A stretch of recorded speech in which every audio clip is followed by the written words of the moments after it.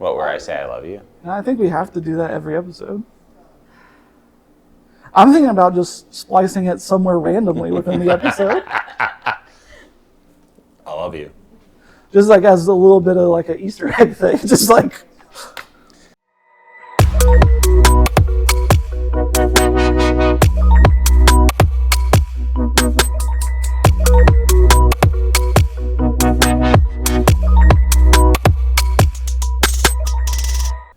Hi, welcome to Books of Bathos. A podcast for the reluctant reader. I'm Shawn Carter. And I'm Chris Tester. And this past week we read Murderbot, All Systems Red. So if you're going to listen to the podcast, you might want to read that book first, or listen to it on your audiobook on your phone. And you can get a copy of the book here at Dragonfly Book Bar, where we are recording this episode right now for 10% off. So come down, grab that, and then go back and listen to it or read it. Read it, listen, play. come back here. Mm-hmm. Even shorter investment than last time. We're talking 5 hours total. So you guys got this. Okay. So I listened to the book on Audible on 1X. Yeah. So it took 4 hours and 23 minutes or something like that. And I read along while listening to the audiobook because I like doing that. It makes me focus on the book. And I read it at about 1.8 times speed with the audiobook. So you can get through it very quickly. I mean, all in about 2 hours. Yeah, you can also get through a steak dinner very quickly. But why would you want to? Listen at 1X if you're going to listen. Don't let Shawn tell you what to do. He is not your dad, Have unless some he is your respect dad. for the narrator, okay? So, anyways, I listened to this while I was at the gym. I listened to it while I was mowing the lawn. It's a great way while doing some dishes. It's a great way to entertain yourself while doing some stuff that you need to get done anyways. yeah. I had a more active listening approach and wanted to really pay attention. More active than the gym or mowing the lawn. Okay, I see. Yeah, actively paying attention to what was being said. I was paying attention. We'll see. Okay. We'll get to that. We will see. My initial thoughts on it was that my initial thought, like the very first thought that I had about this book was I need to start over and listen to the first 5 minutes again. Yeah.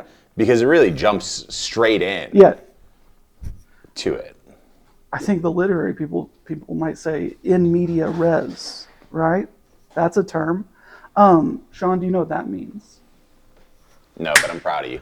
Yeah, Chris, why don't we get into our one-word review right now?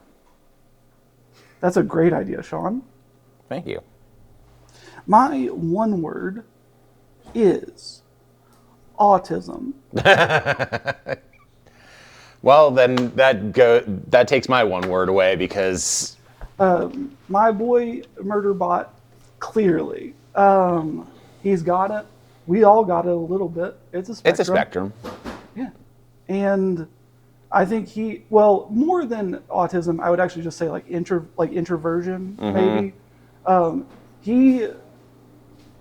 His description of how he interacts with people sometimes is how I feel. It's a little close to home, Chris. Like so much, where I'm just like, why are these people talking to me?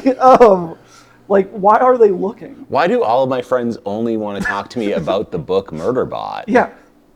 Like, so weird. Chris, you remind me of a character from Murderbot, and it is Murderbot.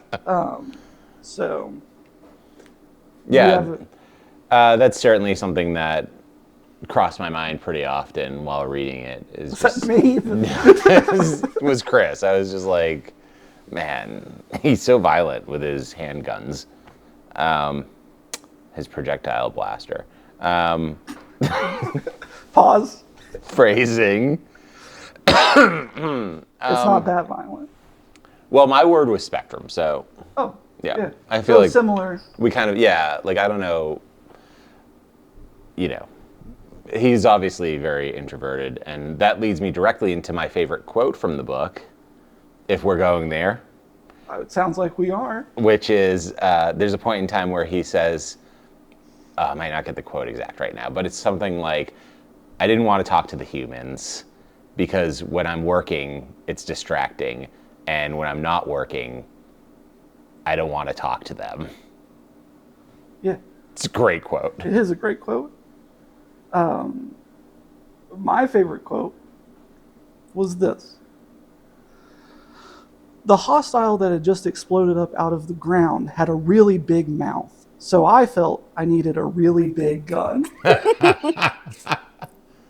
And I thought that was amazing. Yeah. Because that's like the second page of the book. Yes. It like starts immediately, there's action. It's also funny because out of context, the next few words are also very funny to me. I dragged Baradwaj out of its mouth and shoved myself in there instead. Yes. This is a great scene. So, Also a great scene. I would say it's like a great action sequence that is much better to be read than to be viewed. Like if this was made in, maybe it has been made into a movie or show or whatever, but like reading it, I think is so much funnier than if you were to like watch it, where it would actually be like a. Well, I think it's action scene. Fun because he's so like nonchalant about things. Yes. And I don't know if you would get that in a TV adaptation. Yeah, how do you write somebody being nonchalant while blasting a gun through a giant because he's like, head? I stick my like gun there and shoot where I think its brain is supposed to be. It's like, well, let's see how it goes. Yeah. Yeah, it's hard to get that across like visually, I think. So, great quote, great moment in the book, and right there in the beginning. So I think since we've kind of talked about our favorite quote, maybe now would be a good time to do our rating out of 451. Mm-hmm. So I'll go first this time since you went first last time. Yeah, be careful not to get strangled while you give you a rating. Apparently I offended some people with my last rating. Anna is going to be not too pleased if you go too low on this one, Chris. Actually, let's build up some suspense. You should go first, Shawn. Oh, okay, sure. I'll go first. So we, of course, rate our books out of 451. Out of 451 degrees Fahrenheit for obvious reasons. Because that's how hot it has to be to cook a chicken pot pie. So I'm going to give this book 450. Yeah! It's so close to perfect. I just need more of it. That's the problem, honestly. So it can get that one more degree if these next few books go as well as this one did. Okay. I'm starting to notice a pattern, I think, where I'm going to look like the Russian judge every time that we do this podcast, just because my ratings, like I do plan on at some point using numbers below halfway through the thing. I'm sure I will if we read a really bad book. Yeah. Speaking of, no, I'm just kidding. So I rated this one 409 degrees. It's pretty good. That's respectable. Oh, I'll take that. It's the pages are crispy for sure. Yeah. So they're singed. There were definitely things I thought could have been better and fleshed out a little bit more. Like him, he could have been more flesh. Hey. But I think overall, great. I would recommend it to anyone, really. So that's an average of 424.5, which definitely, the outside of that is charred. You can't include my number because I would say a whopping 452,000 probably. Mm-hmm. I think this book is so fire, but I have the context of the rest of the series. Yeah. Yeah. That makes a big difference. Let's play a little game of hot or not. I want to know if you think that Mensa is hot. Okay. I'm glad that you went here because I need to get this view out there. Obviously, Mensa is hot. She's the smartest person in the book. She's a good leader. Mm-hmm. She cares about all the people in her group. Mm-hmm. Like, not only is Mensa hot, like, she's like a 10 out of 10. Like, she's 451 degrees. Unfortunately, she is already married to 2 people. So. Okay, so the bad news is she's already married. The good news is there's like clearly it doesn't have to be just some one person. Yeah. Like there could still be. Yeah, I still as have far a as you shot. know, there's 3 more. Yeah. 3 more places that could be taken. What do you mean by that, Shawn? Like she could like marry 3 more people. Okay, good. I was a little bit careful on how I phrased that because I almost said 3 more holes to be filled. I was like, it's not what we're trying to say here. But like she might be like, ever since I was a little girl, I dreamed of marrying 5 people. Yeah. And right now she's married to 2, so you might have a shot. It is interesting how many like polyamorous couples were represented in the book. Yeah, it's great. But yeah, Mensa obviously hot. I agree. That's what I was hoping you would say. But. All right, so Because so I know I'm not reading the book wrong. yeah, I'm like, oh, this hot leader, and then you're like, yeah, did you not miss the part where her face is a goblin's face? it wouldn't matter to me. That just makes her that much more hot. She accomplished that all with a goblin's face? Yeah. Now I will say the political leader thing does. It puts a little damper on it, doesn't it? Yeah. If anything's going to bring her down a notch, it's that. Because she's taking some dark money. Yeah. You know that. Yeah. Well, I mean, her planet does seem like kind of like a utopian. It's like the preservation society. So yeah. So if she's going to be a political leader anywhere, that's probably going to be the best one. Chris is trying to marry Jill Stein over here. Yeah. Green Party candidate. Yeah, you got that Okay. right. Well, who do you want to know about? All right, so I think everybody wants to know this, Shawn. Do you think from the beginning of the book, the hostile one is hot or not? Oh, is this like the thing that he shoots in the brain? Yes. Oh. Well, it's got a big mouth. Yeah. I don't think it's hot because it sounds like it could eat a whole person. Yeah. Which is one of my top 10 turnoffs, is when a person could devour your entire body.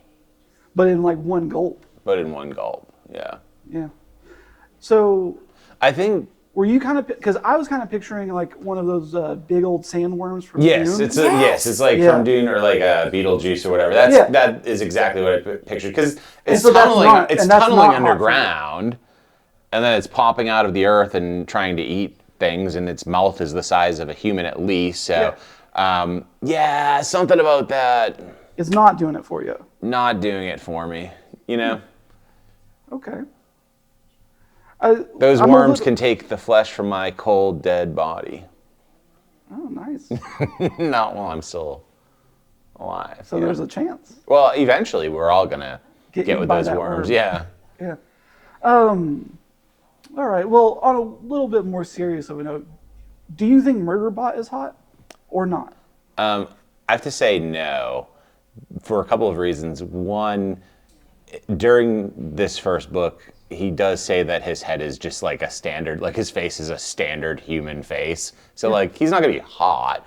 But then if you want to add, standard doesn't, it's not bad. No, it's not bad. It's not bad. But let me finish, which is that when he talks about like watching shows with like sex scenes and stuff, he's like, I don't care about it because I'm not a sex bot, and also I don't think I would care anyway. So he doesn't have any sexual energy. Yeah, I think he's asexual. We would say. And so I think that, I mean, maybe some people find that hot, but it's not for me. So, you know, which is, I think, good because I wouldn't want to change what he's enjoying in his life. I'd be like, you're perfect just the way you are. We don't need to get into a thing. Now, would you want to watch TV shows with Murderbot? Oh, of course. Okay. Murderbot loves TV. Yeah, the only thing is, like, he watches it in his head. Yeah. So, like, do you think he would think it's beneath him to watch it on a couch with me? Yeah. This is what I picture. We're both on beanbag chairs, you know? Yeah. And he's watching at 2 times speed in his head, and then you're just like, and he's like, oh, watch this. Yeah, he's like, you're gonna love this next part. Yeah. And then I get up to make popcorn, but I can hardly get out of the beanbag chair, you know? So, but we have a good time together, me and Murderbot. So obviously you guys love Mensa and you like Murderbot. Who is your favorite non-POV character? I mean, I think Mensa is the clear choice. Yeah. But if I'm gonna pick someone else, probably Bharadwaj, maybe. Like, they're not featured super heavily throughout the book, but in those moments where they're starting to question Murderbot, she is one of the first people to defend him. Now, granted, it's mostly because he saved her, but he also did that, and he didn't have the compulsion from the governor module and all that stuff to do it, and she recognized that and thought that was admirable of him. And I thought that was nice. I thought it was a good interaction between the two. Yeah, my favorite character that's not a point of view that we see from is the other sec unit. Yeah. The sec unit that carries Murderbot to a table and puts him on it and tries to download combat files. What do you call it? Combat. It was a combat module, right? Combat module. Because, you know, he's just trying to do his job. He's just trying to get through his day with combat modules that he had downloaded onto himself. It's not his fault. Yeah, it's kind of... And then Murderbot murders him. Yeah. And that's pretty fun. He added to the storyline. Well, actually...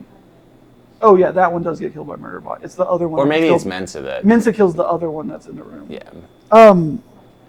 I get a little mixed up on some of that stuff, but yeah. Yeah, Anyways, well, it all happens pretty quickly. He does get carried to a table, and they try to download him with some combat stuff. Malicious software. Yes, some malicious software. Yeah, I think that's good. Mensa, the other sec unit, that's clearly a bad guy. We have slightly different favorite non-POV characters, but both valid choices. I think it's interesting to look at the other sec units, because it's like, they are bots. Yeah. But we look at Murderbot and we see all of the internal dialogue that he has and emotion. And so we have to assume that these other sec units have some of that as well, right? Yeah, at least to some level. I think, unfortunately, their governor units like prevent some of it from happening. True. But yeah. All right. I would love to learn more about a different Murderbot at some point. I think on this note, we should have a pop quiz and see how much you actually retained about the other Murderbots. Okay. Are you going to ask me a question, then ask Chris a question? I sure am not. This is Jeopardy style. Which of you can be smartest, quickest? Are you going to watch for me to do this, or do I just yell it out? I sure am. I think raise your hand like you're in class, or just yell over each other, and that's Chris's problem when we edit the audio. I like that. Or somebody's problem. All right, question 1. What is the name of Murderbot's favorite soap opera? Yep. The Rising Sun. No, the rise and fall of... The House of Usher. It's like the rise and fall of Jupiter's sunset or something like that. Sanctuary Moon. Sanctuary Moon. You get a half point for that. Yeah. And Shawn, you get a half point for House of Usher. Thank you. He gets a half a point for that? Well, it was funny, and I'm the boss. What? I have to apparently edit this. Okay. Actually, Chris, since you're the editor, that's 1 point for Chris, 0 points for Shawn. Okay. What is the name of the evil survey team? Gracis. No. Deathcom 5. No. Gray Chris. Yeah. Oh, there's an R? You're right. Yeah, I thought it might have hit home. Gray Chris. That's That's actually was my nickname in high school. What is the registered name of the other group? Gray Chris, but with an E. Oh, you're talking about the third group on the planet. Mm-hmm. Well, it was Gray Chris with an A. The Deftones. Deltfall? Yeah, that's what I said. Another point for Chris. Maybe a quarter of a point, but not a lot. Okay. Nice How job. many people did Murderbot say that he had killed on his last job? 57. 51. 7. It was 57? Good for Shawn. 1.5 points because you were quick with it. I think that makes you tied. Chris, don't do that for Shawn. That's 1 point when you're editing this. Thank you. This is 100% based on how I feel in each moment. And you're stuck with that. All right. I'm not stuck with that. I have all the power here. Name just one right after the other, as many as of the other scientists as you can. Borrowed watch. No. Borrowed watch. Oh. Ritu? Riti? Rothti.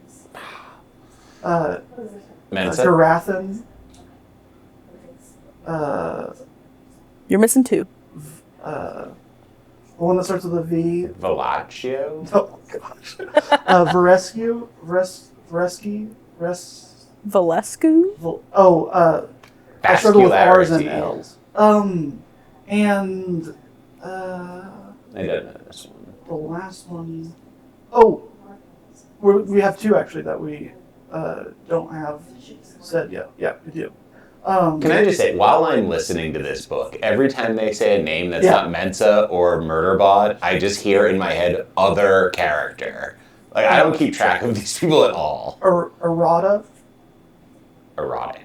like Arda, Errata, and then the one that starts with a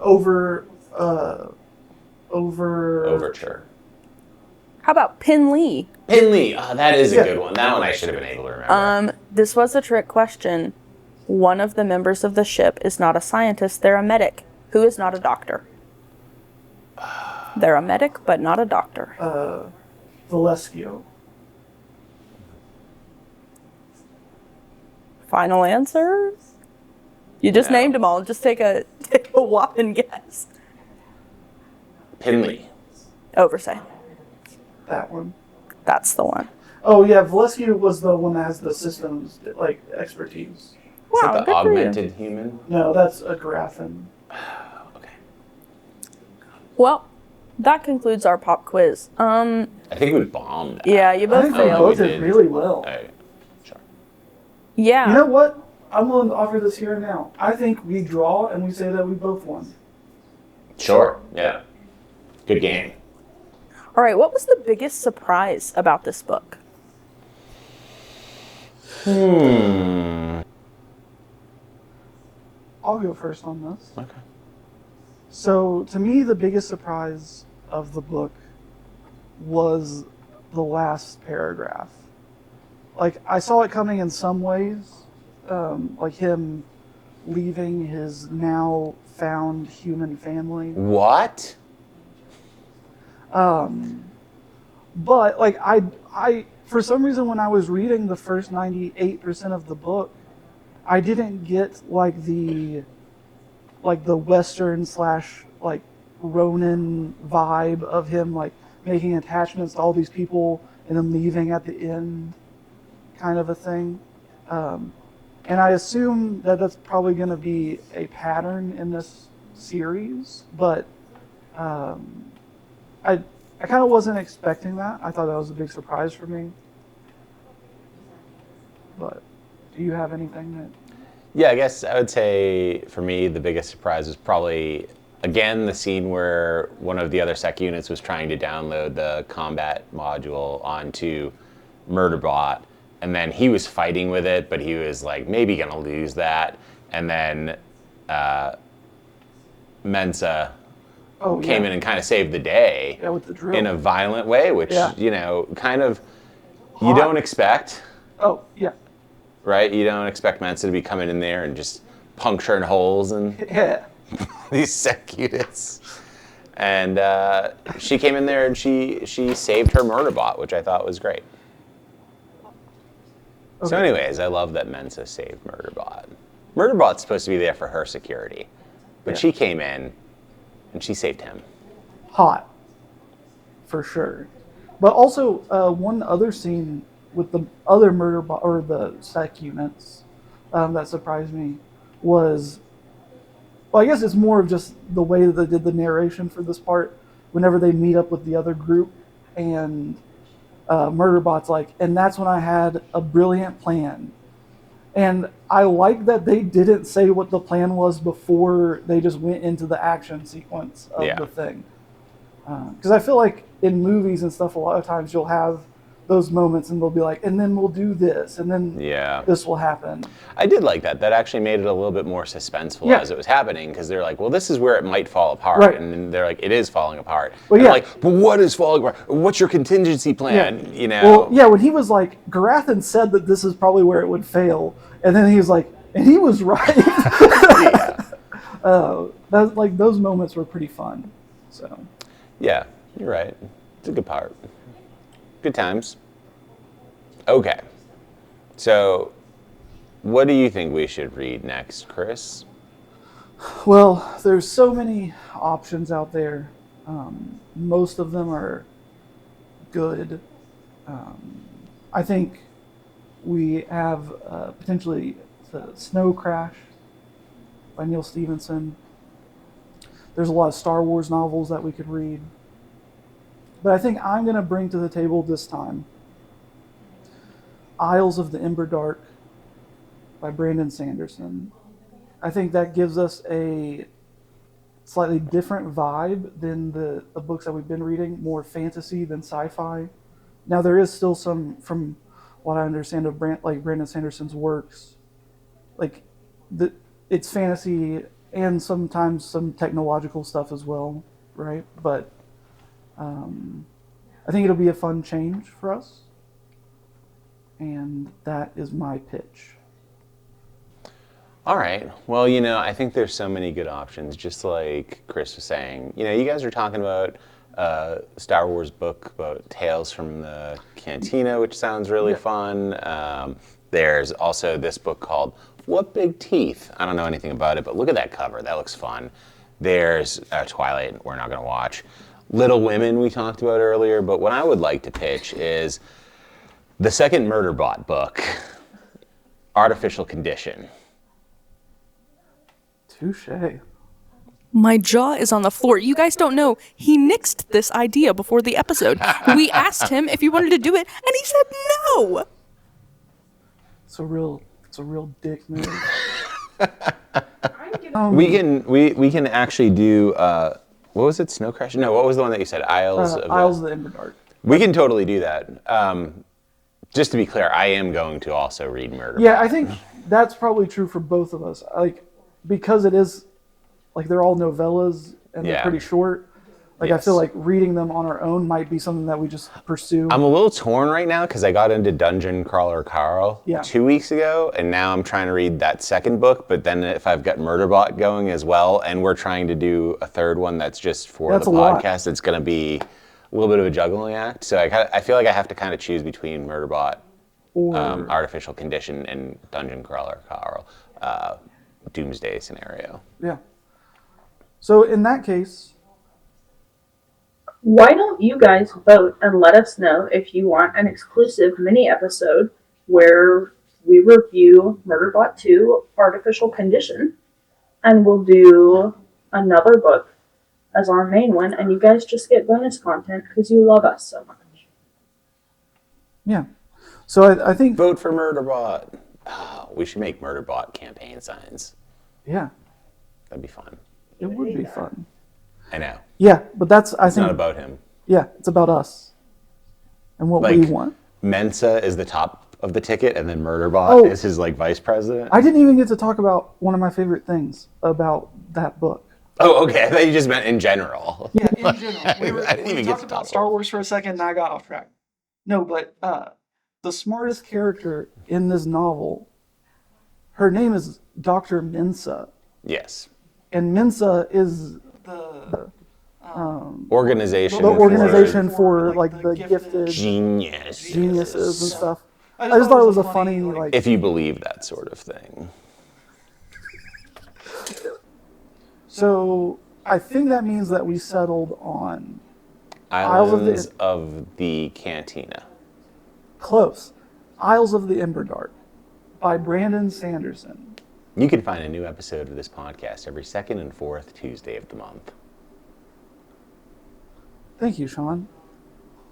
And on this particular second Tuesday, May 12th, if you come to Dragonfly Book Bar in Bristol, Virginia, before then, you should be able to pick up a copy of Isles of the Emberdark for 10% off. A great deal for you and our sponsor, Dragonfly Book Bar. Oh, actually, can I talk about one more thing? You sure can. I was going to say no, but our producer has overruled me. So there was a moment, because this is kind of like Shawn's bit about not knowing the vocabulary. I came across a phrasing that I hadn't really seen before.